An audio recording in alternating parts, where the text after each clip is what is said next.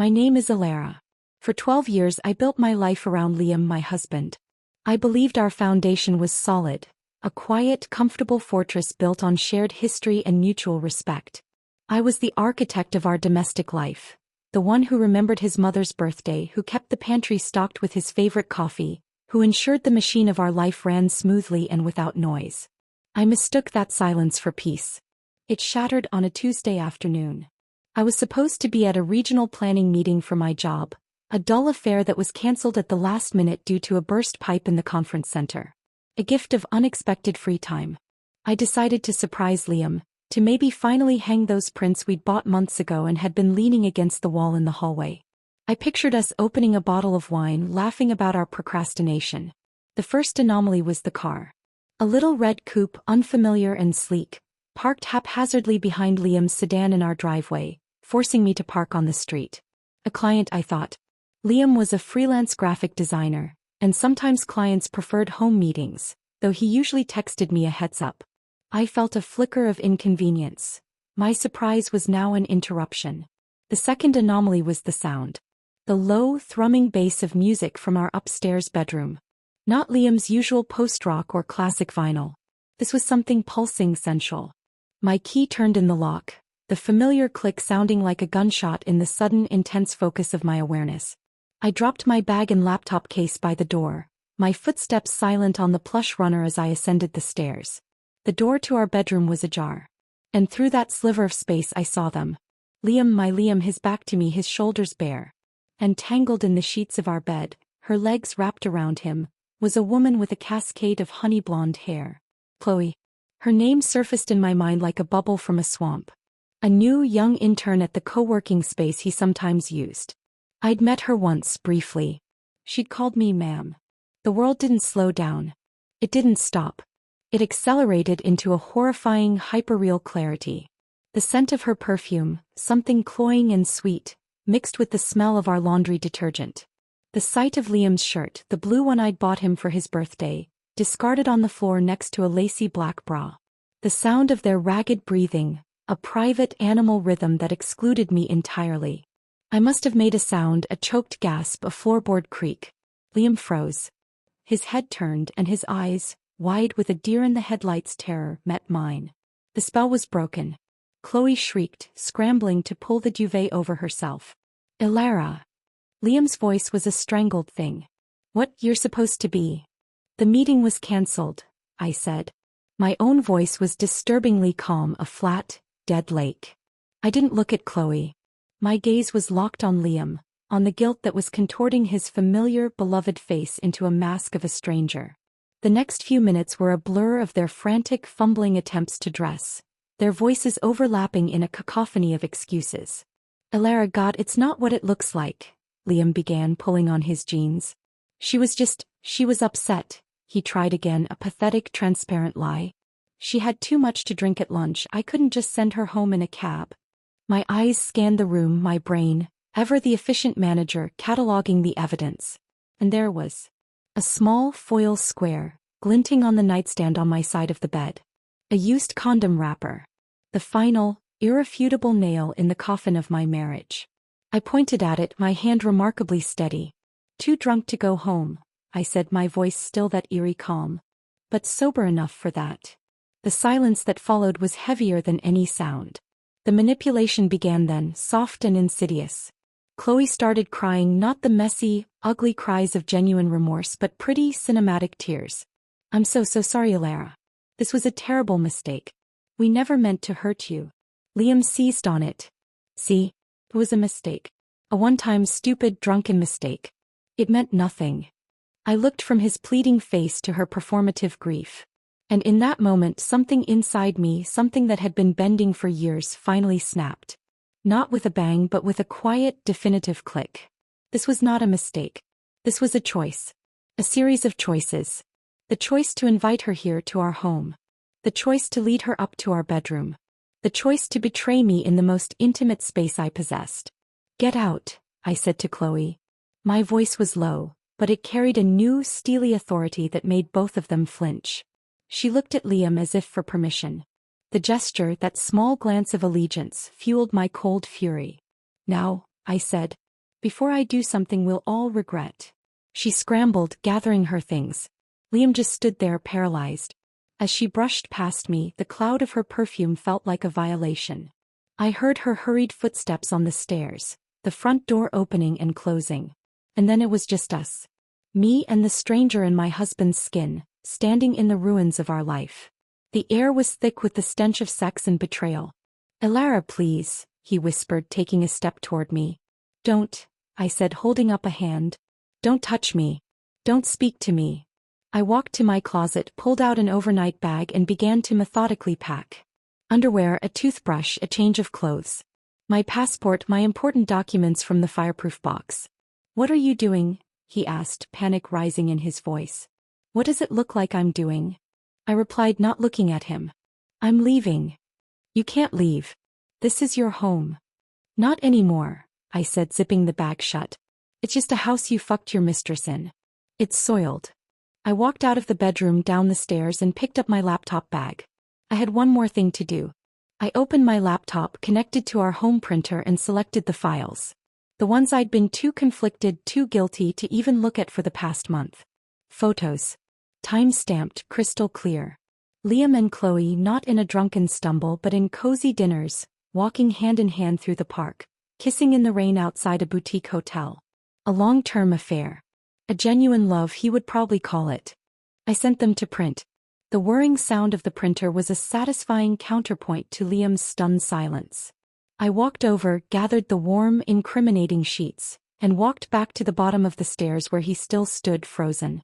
I held them up. "A one-time drunken mistake?" I asked, my calm finally cracking to reveal the searing rage beneath. "Try a 3-month affair, Liam. I've known for weeks. I was just waiting for you to have the decency to tell me yourself. But you didn't. You brought her here.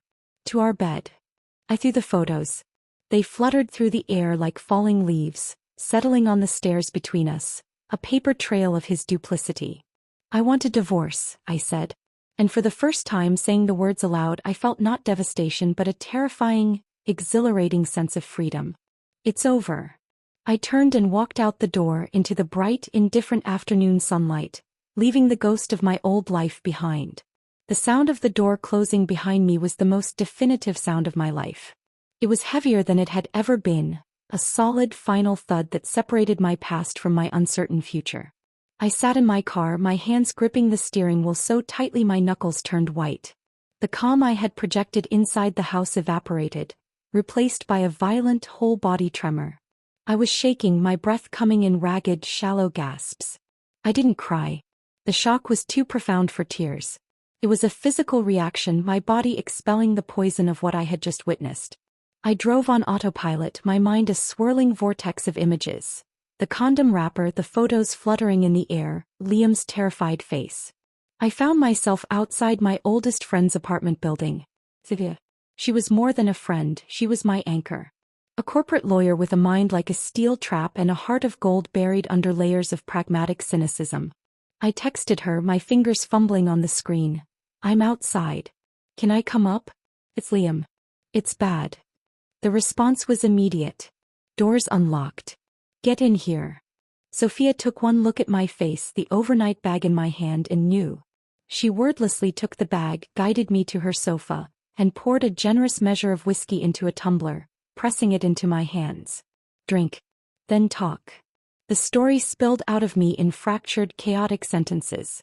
The cancelled meeting, the strange car, the music, the scene in the bedroom, the condom wrapper, the photos. Sophia listened, her expression growing darker and grimmer with each revelation. When I finished, she let out a long, low whistle. "That spineless, cheating bastard," she said, her voice cold with fury. "And he had the audacity to try the drunken mistake line? With a used condom as evidence? Unbelievable." I took a burning sip of the whiskey. "I told him I want a divorce." "Good," Sophia said, her lawyer brain clearly already kicking into gear. "The first and best decision you've made today. Now listen to me, Elara. This is crucial. You cannot go back there. Not yet. But my things. We will get your things. But right now that house is a crime scene and you are the primary victim. You need to secure your position. You stay here. This is your base of operations now." She got up, fetched her laptop and sat back down. "Hey." Step 1. Do you have any joint accounts? Savings checking. I nodded numbly. The joint savings. The checking for household bills. Right. First thing in the morning we go to your bank. You open a new, separate account in your name only. Then we move half of the liquid assets from the joint accounts into it. Not a penny more, not a penny less. Half. It's clean, it's fair, and it prevents him from draining them and hiding the money. The clinical financial planning was a lifeline. It gave my reeling mind something concrete to hold on to. Hey. Yes. Okay. Step 2, Sophia continued, her fingers flying across the keyboard. I am not a divorce attorney, but I know the best one in the city. Her name is Diana Moss. She's a shark, but an ethical one. She eviscerates lying cheats for breakfast. I'm emailing her right now. We'll get a consultation set up for this week. A shark? Do I need a shark? I asked, feeling overwhelmed. Elara, he brought his mistress into your marital bed. He lied to your face with breathtaking ease. He is not going to roll over and make this amicable. He will fight, he will manipulate, and he will try to make you out to be the villain. You need Diana. She looked at me, her gaze softening for a moment. You need the biggest, baddest wolf you can find, because Liam has just shown you he's not the sheep you thought he was. He was right. The man in our bedroom was not the man I married. He was a stranger capable of profound deceit. Step 3, Sophia said, handing me a legal pad and a pen. You start writing. Everything. A timeline of the affair from the first suspicion to today. Every lie you can remember, every dollar you know he spent on her. You said you had photos? You have them saved. On a cloud drive. I hired a private investigator a month ago. I admitted, the shame of that admission hot on my face. I couldn't stand the not knowing anymore.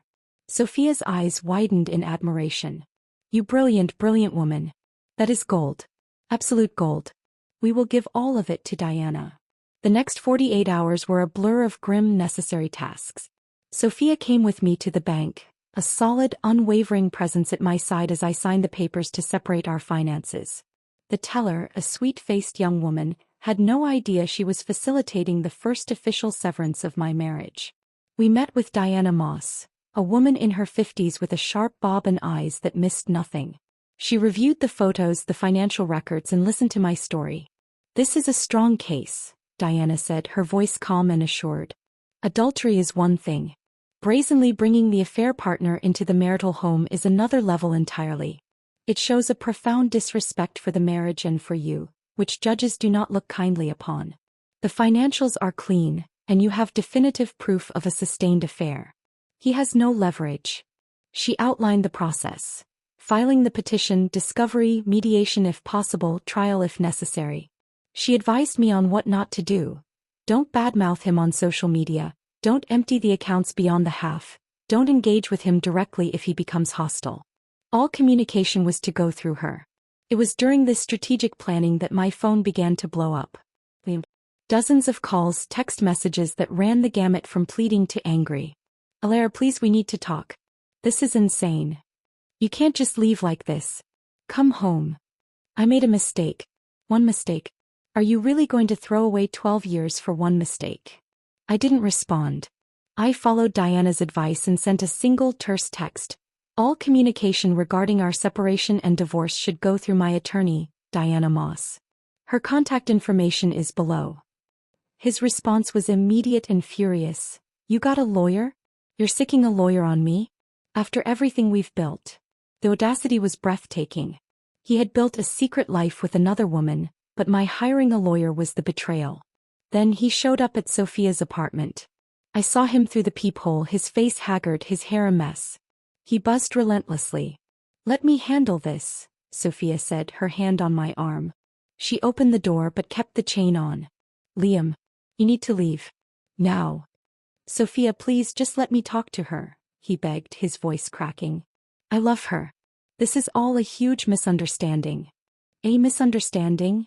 Sophia's laugh was brittle. Was it a misunderstanding when you had sex with Chloe in the bed she sleeps in? Get a grip, Liam.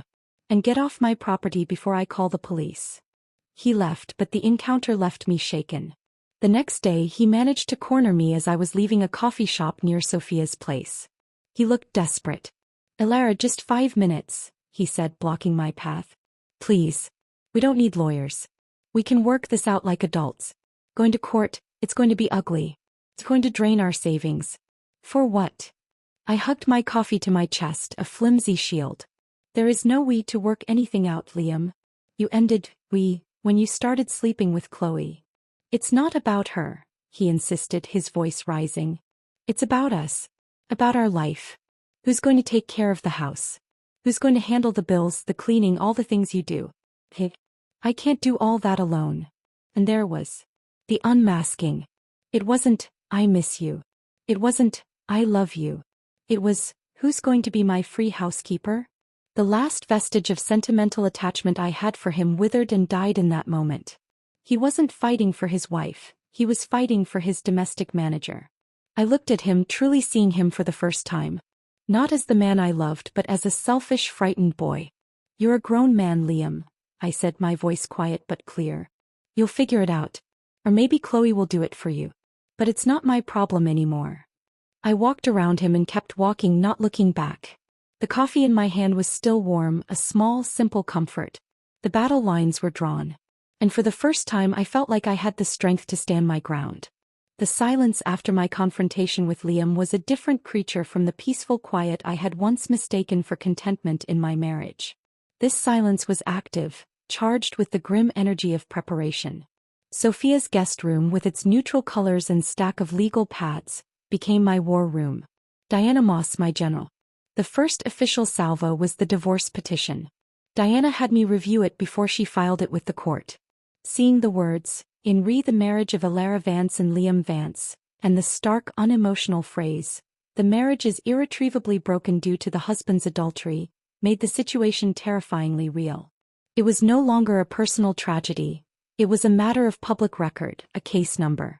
My stomach churned, but Diana's steady presence on a conference call anchored me. "The petition is just the starting gun," she explained, her voice crisp through the speakerphone. "Now comes discovery. We request all his financial documents, bank statements, credit card records, investment portfolios, everything from the last 3 years. He has to do the same. This is where we find the hidden money, the secret purchases." A few days later, a thick envelope arrived from Liam's lawyer, a man named Robert Carson, whose photo on his firm's website screamed, "expensive and smug." It contained the counter-petition. I braced myself for accusations, for some twisted narrative where my coldness or neglect had driven him to Chloe. But it was surprisingly tame. He admitted to the marriage and its breakdown, but his version of events was a masterclass in passive voice and vague language. "The parties have experienced difficulties in their relationship." It made me want to scream. Difficulties wasn't the right word for finding your husband mid-thrust with another woman. The real battle began when Diana's paralegal, a brilliantly efficient young woman named Anya, started cross-referencing the financial documents Liam was forced to provide. I was sitting with Sophia trying to eat a salad I had no appetite for when Diana called. "Alara, we found it," she said, and I could hear the sharp smile in her voice. "The why beyond the obvious." "What is it?" I asked, my fork clattering onto the plate. "Over the last 8 months, Liam has been systematically diverting funds from your joint savings account into a new, separate account in his name only. Small amounts at first, a few hundred here and there. Then larger sums, 2,000–3,000 at a time. The total is just over $87,000. The number hung in the air, sucking all the oxygen out of the room. $87,000. Money we had saved together for a future, for a rainy day, for maybe one day starting a family. Money I had budgeted and scrimped to help accumulate. What? I whispered, my voice thin with a new kind of betrayal. The affair was a wound to my heart. This was a wound to my very security, a theft from our shared life. He was funding his new life with Chloe, Diana stated flatly. We have the statements. The transfers out align perfectly with purchases on his credit card. Dinners at Le Bernardin, a weekend trip to a boutique hotel in Napa Valley, jewelry from Tiffany's. He wasn't just cheating on you, Alara. He was making you pay for it. A cold, hard knot formed in my chest. The grief and shock finally crystallized into pure, undiluted rage. He hadn't just taken my trust and my dignity. He had taken my financial safety, the product of my labor and careful planning, and spent it on another woman. The image of him pleading with me about our savings, being drained by lawyers was now exposed as the most grotesque hypocrisy. "He's going to say it was for business expenses or a gift for you," Sophia muttered, reading my mind. "The bastard." "He can try," Diana replied. "But the timeline is too damning. The account was opened 2 weeks after the first photo your PI took of them together. This is premeditated financial deception. The judge will not be amused." Armed with this new devastating information, I felt a shift within me. The last lingering tendrils of pity for Liam were incinerated. My focus was now absolute. It was in this state of hardened resolve that he called me. Against Diana's advice, but feeling a primal need to confront him with his theft, I answered. "Elara," he began, his voice strained. "Please, can we just meet for coffee? No lawyers. Just us. This is getting out of hand." "It got out of hand when you opened a secret bank account, Liam," I said, my voice like ice. There was a sharp intake of breath on the other end. He was silent for a moment, scrambling. "What? Who told you that?" It's not what you think." $87,000, I said. "That's what I think. Was the hotel in Napa nice? Did Chloe like the necklace?" His composure shattered. "You're spying on me? You're having me followed now? God, Elara, I knew you could be cold, but this is extreme. You've become a completely different person." The projection was breathtaking. "No, Liam," I said quietly. "I finally see the person you always were. And you're right. I'm different now. You made me this way." He switched tactics, his voice dropping into a patronizing, dismissive tone I knew all too well. It was the voice he used when he thought my concerns about his late nights or unexplained charges were hysterical. "You know, you're really not thinking this through," he said. "What are you going to do without me, Elara? You're 38. You have a decent job, but let's be honest, it's not a career. You're average. This city is full of beautiful, successful younger women. What man is going to want a divorced, middle-aged woman with nothing particularly special to offer? You're going to be alone. Is that what you want? To end up alone because of one mistake?" The words were meant to wound, to shatter my newfound confidence. They were designed to make me feel small, replaceable, and terrified of the future he was describing. And for a split second they worked. A cold dread trickled down my spine. Was he right? But then I remembered the condom wrapper. The photos. The $87,000. And I remembered the quiet strength I had found in Sophia's apartment, in Diana's office. I was not the woman he was describing. That woman was a ghost, a construct of his own ego. As he continued his tirade, a calm settled over me. I opened the voice memo app on my phone and pressed record. "You need to be realistic," he was saying. "Come home. We can fix this. I'll end things with Chloe. It was just a fling, it meant nothing. You're my wife. We have a history. Who else is going to take care of you?" The recording device glowed on my screen. This, I realized, was more valuable than any photo. This was his character, unmasked and preserved in digital audio. His contempt, his manipulation, his pathetic attempt to make my entire value contingent on being his caretaker. "Are you done?" I asked when he finally paused for breath. "Elara, just see reason." "I am," I interrupted. "For the first time in years I am seeing things with perfect clarity. Goodbye, Liam." I hung up and saved the recording, labeling it carefully.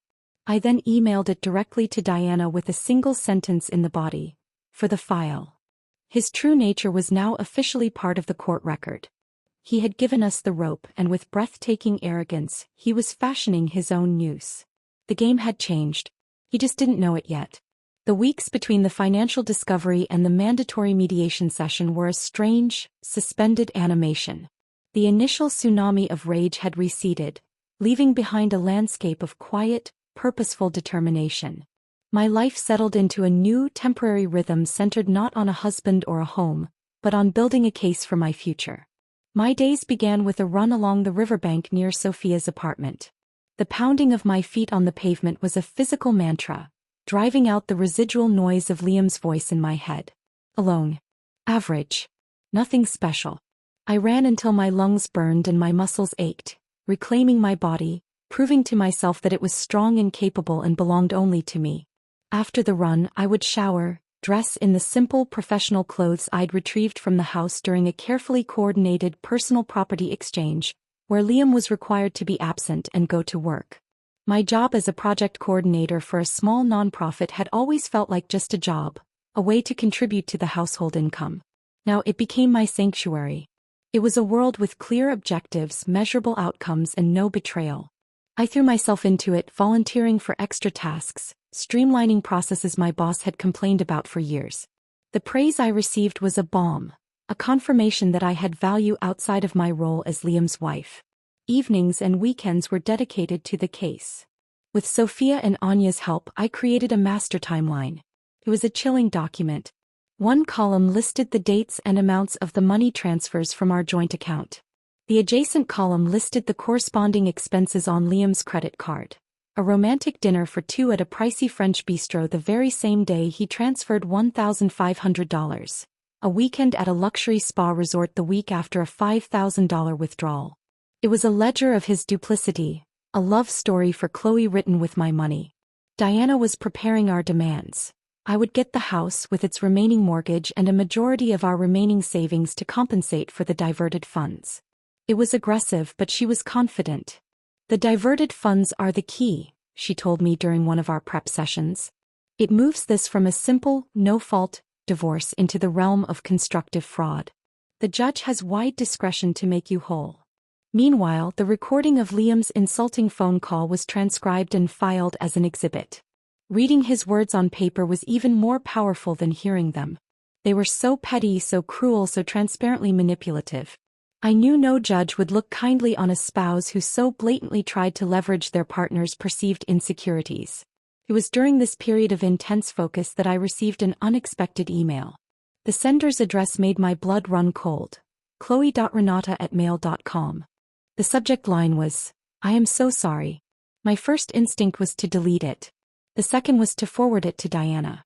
But a third, more curious impulse won out. I opened it. "Dear Alara, I know you have no reason to ever want to hear from me again. I don't even know if you'll read this. I just need to say I am so sorry for the pain I've caused you.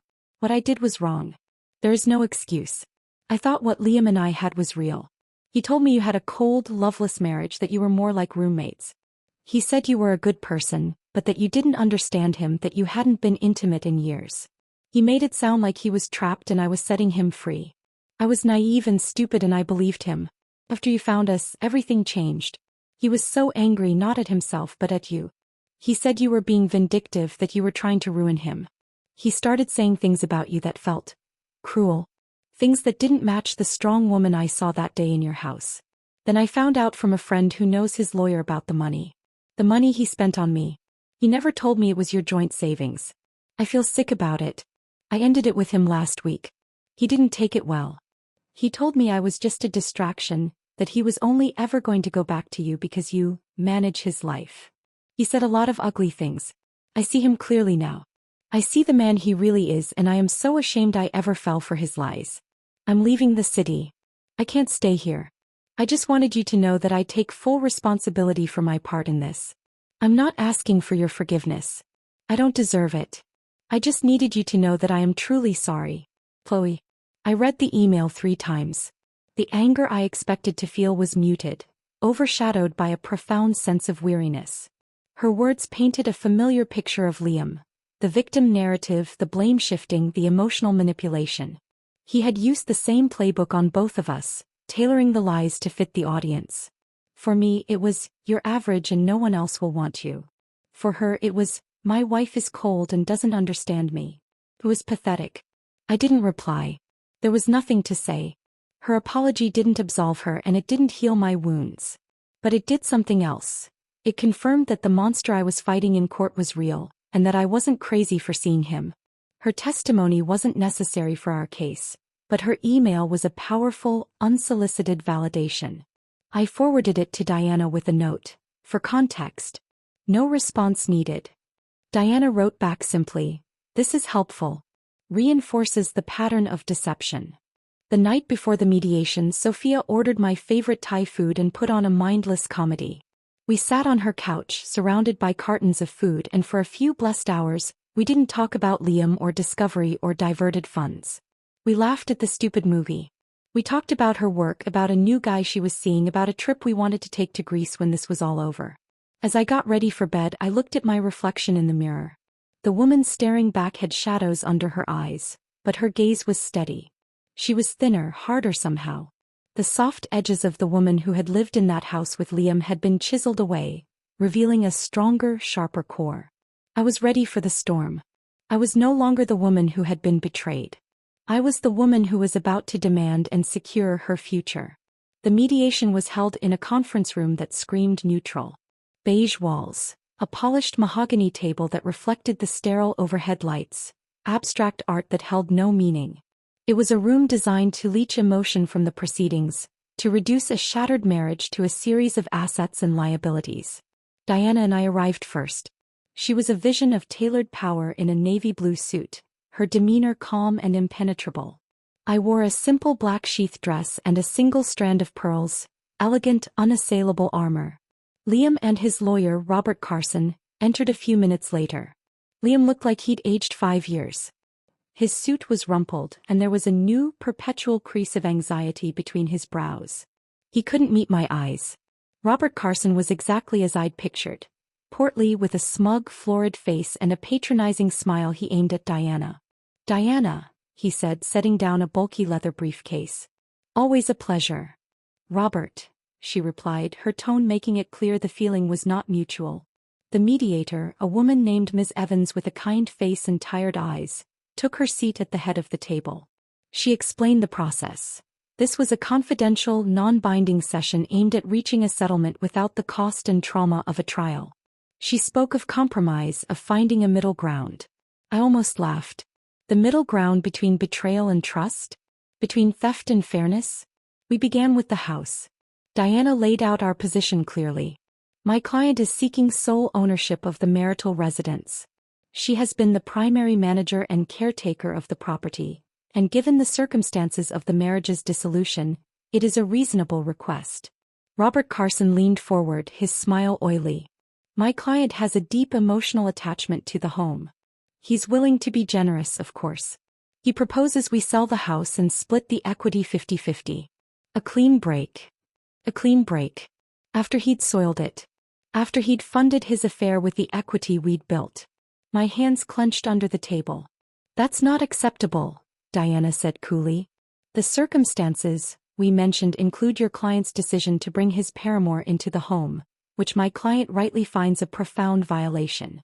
Furthermore, we have the matter of the diverted funds to consider." Carson's smile tightened. "Ah yes. The so-called diverted funds. My client maintains those were for business development and client entertainment. A necessary expense in his line of work." Diana didn't even blink. She slid a copy of our timeline across the table. $87,000 over 8 months? For client entertainment? I'd be fascinated to see the business receipts that correspond with these dates. Particularly for the Tiffany's necklace purchased the day after a $3,000 transfer, or the couple's massage at the Napa Valley Resort. What client was that for, Robert? Liam paled. He stared at the document as if it were a snake. Carson glanced at it, his jaw working. "We can provide documentation." "I'm sure you can," Diana said, her voice dripping with skepticism. "But a judge will be very interested in why business development was concealed in a secret personal account, and not the joint business account the couple maintained. It speaks to intent." The mediation dragged on for 2 hours. We moved from the house to the savings. We presented our demand for the majority share to recoup the stolen money. Carson fought every point, his strategy clearly one of obstruction and delay, hoping I would wear down, settle for less just to make it end. It was during a debate over the value of our furniture that Liam finally broke. He slammed his hand on the table, making everyone jump. "This is ridiculous," he exploded, his eyes wild, finally landing on me. "Alara, this isn't you. This cold, mercenary person. You're sitting there letting her talk about me like I'm a criminal. We had a life together. Don't you remember any of it?" The room went silent. Miss Evans looked pained. Carson placed a warning hand on Liam's arm, but he shook it off. I looked at him, this man I had loved for 12 years, now red-faced and desperate. And I felt nothing but a distant, clinical pity. "I remember all of it, Liam. I said, my voice quiet but clear in the hushed room. I remember building that life. And I remember you setting a match to it. You don't get to burn it down and then complain about the temperature in the ashes. He stared at me, his mouth agape. He had expected the emotional, pliable Alara he could manipulate. He was not prepared for this calm, resolute stranger. My client's offer is more than fair given the circumstances, Diana reiterated, seamlessly taking back control. The house and 70% of the remaining liquid assets. That barely makes my client whole after your client's financial misconduct. Carson knew they were beaten. The evidence was too strong. But his client's pride was too large. We cannot accept that, he said stiffly. 50-50 on the house equity, 60-40 on the savings in your client's favor. That's our final offer. Diana looked at me. I gave a slight, almost imperceptible shake of my head. I would not bargain for what was already mine. Then we are at an impasse, Diana said, gathering her papers. We'll see you in court, Robert. As we stood to leave, Liam found his voice again, a low, venomous whisper meant only for me. You're going to regret this. You're going to stand up in that courtroom and everyone will see what a heartless bitch you've become. I didn't even turn. I just walked out of the beige room, my head high, the click of my heels on the tile the only sound of my retreat. The table of false peace was behind us. The battlefield of the courtroom lay ahead. And I had never felt more ready. The month between the failed mediation and the trial was a descent into a special kind of hell. It was a hell of paperwork, of strategy sessions that lasted late into the night, of rehearsing testimony until the words lost all meaning. Diana was a drill sergeant, preparing me for the onslaught. Carson's strategy will be to paint you as emotionally cold, calculating, and unreasonable, she explained, pacing in her office. He'll use your composure against you. He'll imply that your lack of hysterics means you never really loved Liam, thereby justifying his search for connection. It's a classic sexist trope, but it can be effective. So what do I do? I asked, feeling overwhelmed. Fake tears. No, she said sharply. Never. You be yourself. The honest, wronged party. You are calm because you are telling the truth. You are resolved because his actions were unforgivable. If you need to feel emotion, think of the condom wrapper. Think of the $87,000. But always bring it back to the facts. The facts are your shield. We went over every possible question, every line of attack. We role-played. Sophia played Carson, hurling insults and accusations, trying to rattle me. Isn't it true, Ms. Vance, that you neglected your husband? That you were more interested in your spreadsheets than in your marriage? First it stung. But after the 20th time I could answer with a detached, factual rebuttal. The night before the trial I didn't sleep. I lay in the dark, watching the headlights of cars paint shifting patterns on the ceiling. I was no longer angry or afraid. I was a weapon, polished and loaded, waiting for my moment to be fired. The courtroom was smaller than I expected and older. It smelled of lemon polish and old wood. It was unnervingly quiet. Liam and Carson sat at their table. He looked gaunt, his shoulders hunched. He didn't look at me. The judge, a woman in her 60s named Judge Wilkins with a steely gaze and a no-nonsense demeanor, entered. We all rose. The proceedings began. Carson's opening statement was exactly as Diana had predicted. He spoke of a marriage that had slowly faded, of two people who had grown apart. He painted Liam as a man seeking warmth and connection, who had stumbled into a regrettable entanglement. He painted me as a meticulous, unfeeling manager of a household, not a partner in a marriage. It was clever. It made my greatest strengths, my competence, my reliability, into character flaws. Then Diana stood. Her opening was a masterclass in concise storytelling. She didn't meander. She went straight for the jugular. Your Honor, this is not a case of a marriage fading. This is a case of a husband who, while enjoying the comforts of a home and life built by his wife, made a conscious, sustained, and secret decision to betray her. He didn't stumble.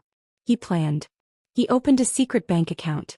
He diverted over $87,000 of marital funds to finance an affair. And he culminated this betrayal by bringing his mistress into the marital bed. This is about breach of trust and financial deception, not growing apart. The difference in tone was stark. Carson was selling a soft-focus tragedy. Diana was presenting a case of fraud. The first day was a blur of financial testimonies. Anya took the stand, presenting our timeline with the cool precision of a forensic accountant. Carson tried to trip her up, but her mastery of the data was absolute. The numbers were there in black and white. Transfers, purchases, dates. It was a damning, unassailable record. The second day was my turn. As I walked to the stand, my heart was a frantic drum against my ribs. I took the oath, my hand on the Bible, and sat down. Diana led me through my story. She was gentle, guiding. She had me talk about our marriage in the early days, the plans we'd made, the home we'd bought together. She then guided me to the first suspicions, the hiring of the PI, and finally, the discovery. Can you describe what you saw when you entered your bedroom on the afternoon of September 12th? Diana asked. I took a breath. I didn't look at Liam. I looked at the judge.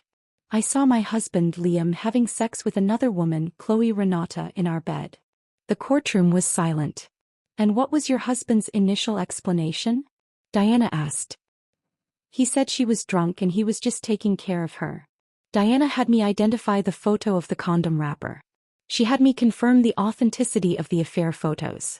She led me through the discovery of the diverted funds, and the impact it had on my sense of financial security. I spoke calmly, factually, but I allowed a sliver of the devastation to show in my voice when I described seeing them in my bed. It was the truth, and it was more powerful than any performance. Then it was Carson's turn. He approached me like a predator circling prey. Ms. Vance, you stated you hired a private investigator. That is a rather extreme step, is it not? Wouldn't a trusting wife have simply asked her husband? I did ask him, Mr. Carson, I replied evenly. Several times. He lied to me. Repeatedly. The private investigator was a last resort to confirm what my intuition already knew. He shifted. You seem remarkably composed for a woman whose marriage has just ended. Almost clinical. Diana objected. Argumentative. Sustained, Judge Wilkins said, giving Carson a warning look. He tried another tack. This timeline you've created. It's very detailed. It speaks to a rather obsessive nature, wouldn't you say? I would say it speaks to a methodical nature, born from discovering that my husband had been systematically lying to me and stealing from me for the better part of a year, I said, my voice crisp. I was building a case to protect myself, because it was clear my husband was not acting in my best interests. He was getting nowhere. He was trying to provoke me, to make me seem like the unfeeling harpy he described in his opening.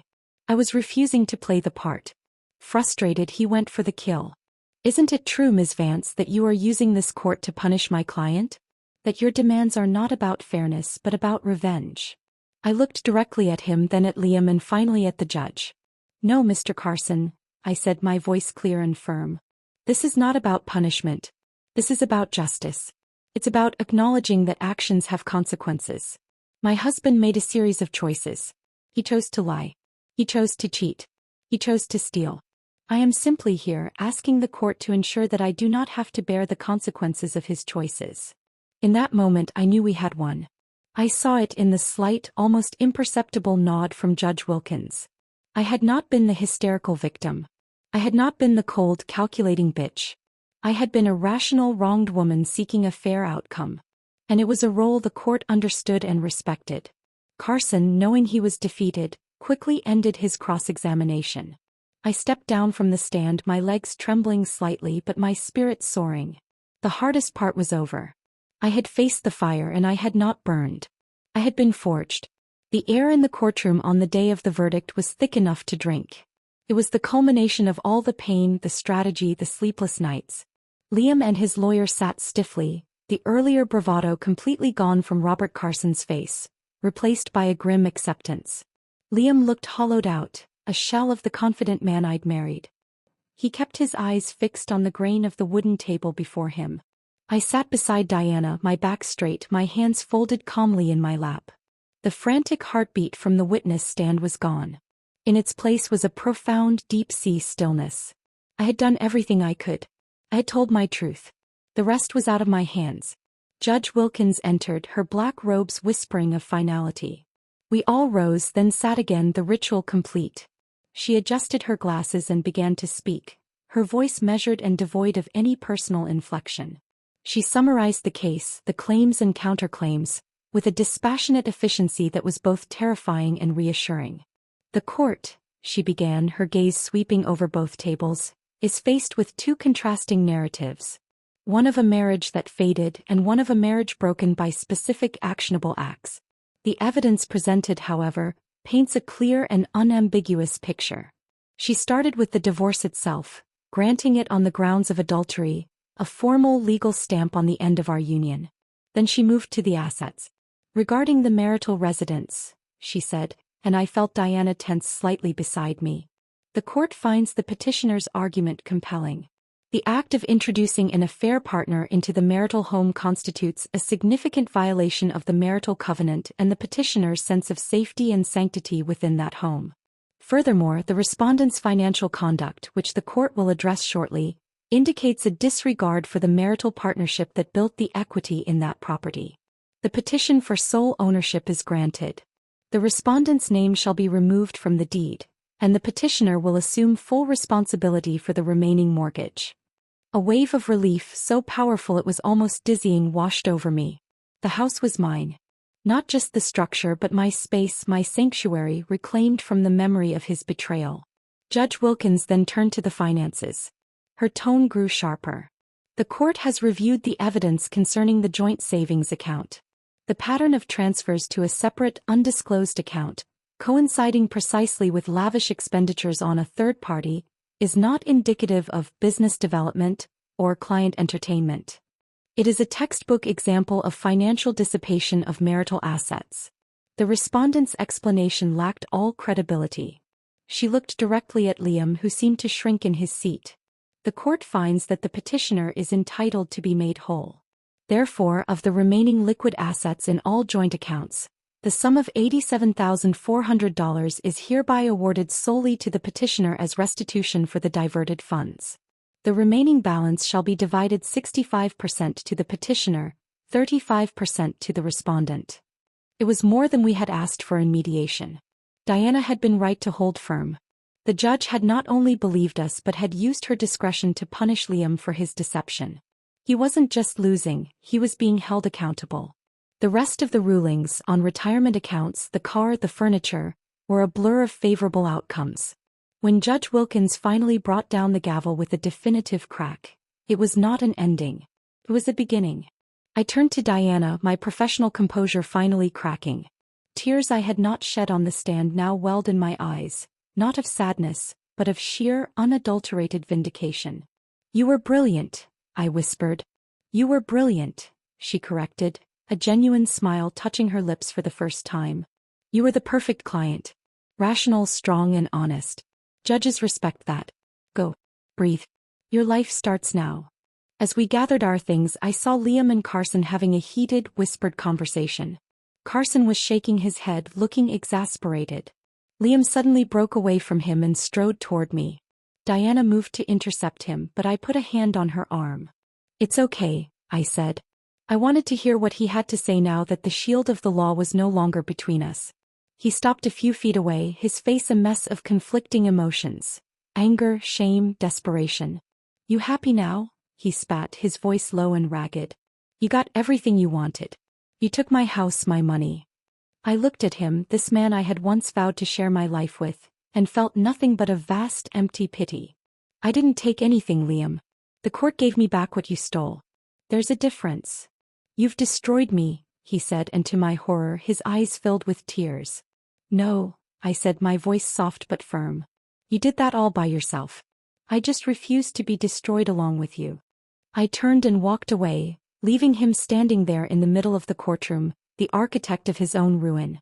I walked out of the courthouse and into the afternoon sun. Sophia was waiting on the steps, her face anxious. When she saw my expression, she broke into a wide, radiant grin. "We won?" she asked, already knowing the answer. "We won," I said, and I finally let her pull me into a fierce, crushing hug. I laughed, a real free sound I hadn't heard from myself in a year. The weight was gone. The battle was over. I was free. The first time I walked back into the house as its sole owner, it felt different. The air was still waiting. It no longer felt soiled. It felt like a blank canvas. The first thing I did was hire a professional cleaning crew. I didn't just want it cleaned, I wanted it exorcised. They shampooed the carpets, washed the walls, scrubbed every surface. Then I sold the bed. I watched as the mattress and frame were carried out the door, a final physical expulsion of the ghost that had haunted me. I didn't rush to redecorate. I lived in the space for a while, learning its new sounds, its new light. I slept on a mattress in the spare room and ate my meals at the kitchen counter. I was rediscovering the geography of my own life, without the constant low-grade static of Liam's presence. The promotion at work came a month after the divorce was finalized. My boss called me into her office. "The board has been impressed with your initiative, Alara," she said. "The new donor tracking system you implemented has saved us countless hours. We're creating a new position, Supervisor of Operations and Outreach, and we want you to fill it." It came with a significant raise, my own office and a team to manage. It wasn't just a job anymore. It was a career. It was proof that the energy I had once poured into managing Liam's life, when redirected, could build something of my own. In the evenings I signed up for a pottery class. It was messy, unpredictable, and utterly absorbing. My first few bowls were lopsided and collapsed, but I didn't care. The feel of the cool, wet clay in my hands was grounding. It was a creation that demanded presence, not perfection. I also started a book club with a few women from work, something I'd never had time for before. My social life was no longer an extension of Liam's. It was my own. It was a quiet Tuesday evening about 6 months after the divorce when the doorbell rang. I wasn't expecting anyone. Through the peephole, I saw Liam standing on my porch, his shoulders hunched against a light drizzle. He looked terrible, unshaven, his clothes wrinkled. A part of me wanted to ignore him. But another, stronger part wanted to see this through. I opened the door. "Alara," he said, his voice hoarse. Can I come in?" I didn't move from the doorway. "No, Liam. You can't." He nodded as if he'd expected that. He shoved his hands in his pockets. I needed to see you. To talk to you. What is there left to say?" "I can't do it," he blurted out, his eyes pleading. "I can't manage. The apartment is a mess. I can't do laundry, the colors run. I can't cook, I've been living on takeout. I can't even figure out how to clean the bathroom properly. It's all fallen apart." He was admitting everything. Not the affair, not the theft, but the mundane domestic truth that had underpinned it all. He hadn't lost a wife, he'd lost a manager. "I miss you," he said, and the words sounded hollow, a script he thought he was supposed to read. "We could try again. We could get remarried. A fresh start. I've learned my lesson." I looked at him, standing in the rain on my porch, a fully grown man rendered helpless by a washing machine. And I felt the last tiny fragment of any lingering connection finally break and float away. "Liam," I said, my voice calm and final. "The lesson you learned is that you can't do your own laundry. The lesson I learned is that I can do absolutely anything. We are not the same. What we had is completely over. It's time for you to learn how to be an adult on your own." The truth of my words hit him like a physical blow. He flinched, his face crumbling. He had nothing left to say. He turned and walked slowly back to his car, a defeated figure in the damp twilight. I closed the door and leaned against it, listening to the sound of his car starting and driving away. The house was silent again, but it was a peaceful silence, filled only with my own presence. The final loose thread was tied up a few weeks later. I was weeding the front garden when a sleek sedan pulled up. A woman got out, Liam's mother, Eleanor. She had always been kind to me, but distant, viewing me as a suitable, stable influence on her son. Today her expression was pinched and accusatory. "Alara," she said, not bothering with a greeting. "I need to know what really happened. Liam is a wreck. He says you abandoned him, that you took him for everything in a vicious divorce." I stood up, brushing the dirt from my knees. I felt no anger toward her, only a weary resolve. "I didn't abandon him, Eleanor. I divorced him after I discovered he had been having a long-term affair with a woman half his age, and had stolen over $87,000 from our joint savings to pay for it." Her mouth fell open. The righteous anger drained from her face, replaced by stunned disbelief. He what? "He brought her here into our bed," I said, the words simple and stark. "The court didn't give me anything, Eleanor. It gave me back what was mine and made him return what he stole." She stared at me, her worldview shattering. She had always made excuses for her son, but this was too big, too sordid to explain away. She blinked rapidly, then turned without another word, got back in her car and drove away. I went back to my weeding. The sun was warm on my back. The soil was rich and dark in my hands. I was planting new things, tending to a garden that was mine alone. The past was finally, completely behind me. My life was no longer a reaction to someone else's choices. It was my own creation, lopsided and imperfect and beautiful, and it was just beginning. The end.